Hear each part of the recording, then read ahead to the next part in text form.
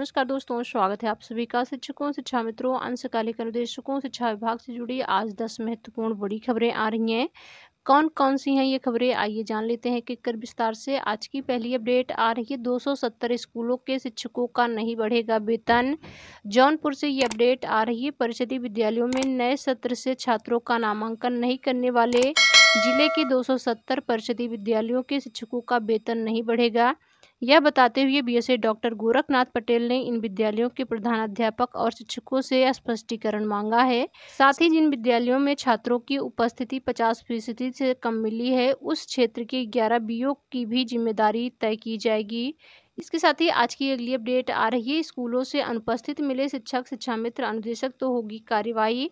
शिक्षक, शिक्षा मित्र, अनुदेशक मिले गायब, महानिदेशक हुए नाराज। 42 जिलों के 101 शिक्षक, शिक्षा मित्र, अनुदेशक अनुपस्थित बीएसए को पत्र लिखकर कड़ी कार्रवाई करने के निर्देश दिए गए हैं। महानिदेशक के द्वारा ये निर्देश दिया गया है। ये शिक्षकों, शिक्षा मित्रों के लगातार अनुपस्थित रहने और उन पर कार्रवाई न करने पर महानिदेशक स्कूल शिक्षा नाराज हो गई।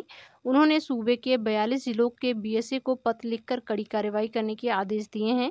कहा कि जनवरी से मार्च 2024 में विद्यालयों के निरीक्षण में शिक्षक कई बार अनुपस्थित मिले। यह स्थिति खेदजनक है। प्रेरणा निरीक्षण मॉड्यूल से मिली रिपोर्ट के अनुसार जनवरी-मार्च 2024 में अधिकारियों के निरीक्षण में 101 शिक्षक, शिक्षा मित्र, अनुदेशक तथा अनुचर को 3-3 बार अनाधिकृत रूप से अनुपस्थित पाया गया है। प्रदेश के 42 जिलों में निरीक्षण के दौरान 101 शिक्षक, शिक्षा मित्र, अनुदेशक और अनुचर गायब मिले। इसके बाद भी इन लोगों के ऊपर कोई कार्रवाई नहीं की गई। इस मामले में स्कूल शिक्षा महानिदेशक ने नाराजगी जाहिर की। मुरादाबाद में भी इस तरह का एक मामला आया है। महानिदेशक स्कूल शिक्षा ने इस पूरे मामले में तत्काल कार्रवाई कर सर्विस बुक में ब्यौरा दर्ज करने का आदेश दिया है। साथ ही शिथिलता बरतने पर खंड शिक्षा अधिकारी और बीएसए पर कड़ी कार्रवाई की चेतावनी दी गई है। इन जिलों के बीएसए को महानिदेशक के द्वारा पत्र लिखा गया है, जिसमें अमेठी, अमरोहा, अयोध्या, बहराइच, बांदा, बरेली, बस्ती, भदोही, बिजनौर, बदायूं, बुलंदशहर, चंदौली, चित्रकूट, देवरिया, एटा, इटावा, फतेहपुर, गाजियाबाद, गाजीपुर, गोंडा, गोरखपुर, हापुड़, हरदोई, झांसी, कासगंज, कौशाम्बी, खीरी, कुशीनगर, लखनऊ, महाराजगंज, मथुरा, मेरठ, मिर्जापुर, मुरादाबाद, प्रतापगढ़, रायबरेली, संभल, शाहजहांपुर, शामली, सुल्तानपुर, उन्नाव और वाराणसी जिले शामिल हैं। साथ ही आज की अगली अपडेट आ रही शिक्षा मित्रों को लेकर। शिक्षा मित्र परिवार से जुड़ी ये दुखद खबर आ रही है, आप देख सकते हैं, अत्यंत दुखद खबर।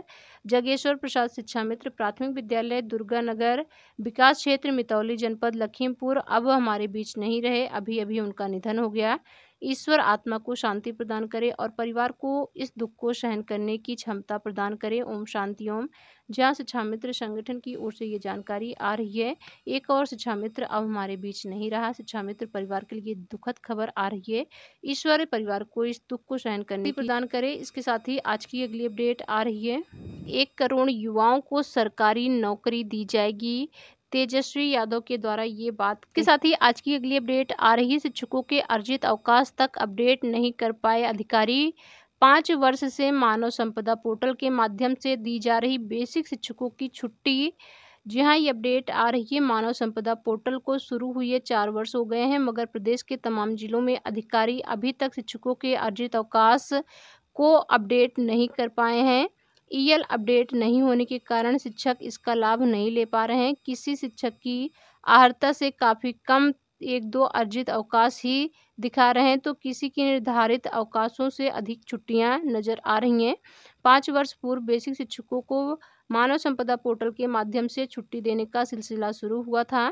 सभी तरह की छुट्टियों को पोर्टल पर अपडेट करने के आदेश दिए गए थे। पुराने सर्विस रिकॉर्ड का मिलान कर यह अपडेशन का कार्य होना था। इसके लिए जिला स्तरीय अधिकारियों ने बार-बार समय मांगा, मगर 4 वर्ष बाद भी सही फीडिंग नहीं हो पाई है। बता दें कि प्रदेश में बेसिक के करीब 5 लाख शिक्षक हैं, जिनकी छुट्टियां ईएल मानव संपदा पोर्टल से अपडेट किए जाने के आदेश दिए गए हैं, जो कि अभी तक नहीं पूरा हो सका है। इसके साथ ही आज की अगली अपडेट आ रही है, शिक्षकों की कमी से घट रही है विद्यार्थियों की संख्या। 40% अनुदानित माध्यमिक विद्यालयों में मुख्य विषय के शिक्षक ही नहीं हैं। लखनऊ से ये अपडेट आ रही है, राजधानी के करीब 40% अनुदानित माध्यमिक विद्यालयों का विषयवार शिक्षकों की कमी है। इससे इन स्कूलों में विद्यार्थियों की संख्या सीमित होती जा रही है। आलम यह है कि कुछ विद्यालयों में 50 तो कुछ में 100 छात्र ही हैं। राजधानी के कई ऐसे विद्यालय हैं जहां वर्षों से विषयवार शिक्षक नहीं है। इससे विद्यार्थियों का नाम कटवाकर दूसरे स्कूलों में नाम लिखवा रहे हैं। माध्यमिक शिक्षक संघ के मुताबिक अनुदानित विद्यालयों में शिक्षकों की कमी को दूर करने पर फोकस करने की बजाय विभाग समायोजन की तैयारी कर रहा है। इससे शिक्षण कार्य व्यवस्था और खराब होगी, क्योंकि ऐसे कई विद्यालय हैं जहां छात्रों की तुलना में शिक्षकों की कमी है। इसके साथ ही आज की अगली अपडेट आ रही है। पॉलिटेक्निक सम सेमेस्टर परीक्षाएं 22 जून से होंगी।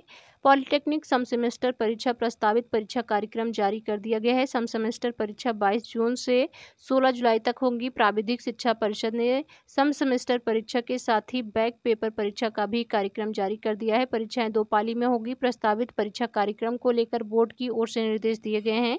यदि परीक्षा कार्यक्रम में कोई त्रुटि या कोई अन्य समस्या हो या किसी विषय की परीक्षा छूट रही हो, छात्र कॉलेज बोर्ड को अवगत करा सकते हैं। सम सेमेस्टर परीक्षा में प्रदेश भर के 1430 पॉलिटेक्निक संस्थानों के लगभग 1,80,000 छात्र छात्राएं शामिल होंगी। पॉलिटेक्निक छात्रों ने सोशल साइट से प्राविधिक शिक्षा परिषद से मांग की है कि जरूरी प्रश्न पत्रों के बीच कम से कम 2 दिन का गैप जरूर दिया जाए। सम सेमेस्टर परीक्षा फॉर्म भरने के लिए ऑनलाइन पोर्टल खोल दिया गया है। 15 मई तक परीक्षा फॉर्म भरे जा सकेंगे।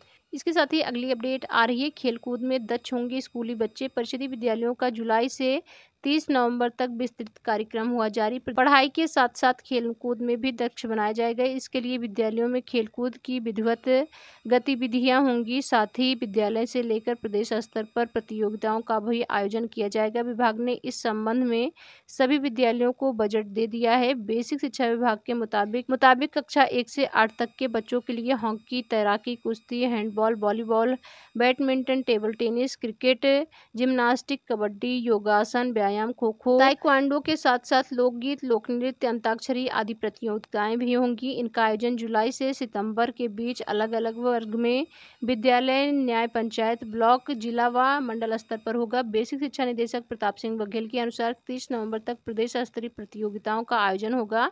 उन्होंने सभी मंडलीय सहायक निदेशक व बीएससी को निर्देश दिया है कि खेलकूद को हर दिन की गतिविधियों में शामिल किया जाए। खेल सामग्री खरीदकर विद्यालय की खाली पड़ी जमीन को खेल परिसर के रूप में प्रयोग करें। खेलो इंडिया ऐप डाउनलोड कर बच्चों का मूल्यांकन कराया जाए। जहां शारीरिक शिक्षक नहीं है, वहां खेल कूद में रुचि रखने वाले शिक्षक को जिम्मेदारी दी जाए। उन्होंने यह भी कहा है कि विद्यालय से राज्य स्तर की प्रतियोगिताओं में खेल एसोसिएशन व खेल विभाग के विशेषज्ञों और सेवानिवृत्त लोगों को भी जोड़ा जाए। दिव्यांग बच्चों के लिए अलग से प्रतियोगिताएं कराई जाएं। वहीं मेजर ध्यानचंद की जयंती पर 29 अगस्त को राष्ट्रीय खेल दिवस पर विभिन्न प्रतियोगिताओं के विजेता बच्चों को पुरस्कृत भी किया जाए। जी हाँ, ये जानकारी आ रही है। इसके साथ ही आज की अगली अपडेट आ रही है। नई भर्ती में लगेगा वक्त, हर पद के लिए तैयार होगी नियमावली। आहर्ता से लेकर परीक्षा प्रक्रिया तक नियमावली में की जाएगी शामिल। उत्तर प्रदेश शिक्षा सेवा चयन आयोग नई भर्तियों का विज्ञापन नई नियमावली तैयार होने के बाद ही जारी करेगा। अलग अलग प्रकार के पदों के लिए अलग अलग नियमावली बनाई जानी है, जिसके लिए एक कमेटी का गठन कर दिया गया। नियमावली तैयार होने में वक्त लगेगा। ऐसे में अभ्यर्थियों को नई भर्ती के लिए अभी इंतजार करना होगा। वहीं पुरानी लंबित भर्तियां पुरानी नियमावली के तहत ही पूरी कराने की तैयारी है। नए शिक्षा सेवा चयन आयोग में उत्तर प्रदेश उच्चतर शिक्षा सेवा आयोग, उत्तर प्रदेश माध्यमिक शिक्षा सेवा चयन बोर्ड को समाहित किया गया है। सहायता प्राप्त अशासकीय माध्यमिक विद्यालयों में सहायक अध्यापक, प्रवक्ता एवं प्रधानाचार्य और अशासकीय महाविद्यालयों में असिस्टेंट प्रोफेसर और प्राचार्यों के पदों पर भर्ती की जिम्मेदारी शिक्षा सेवा चयन आयोग पर ही होगी। वहीं अनुदेशक भर्ती और परिषदीय विद्यालयों में शिक्षक भर्ती भी नया आयोग कराएगा। अल्पसंख्यक महाविद्यालयों में भी शिक्षक भर्ती की जिम्मेदारी शिक्षा सेवा चयन आयोग के पास होगी।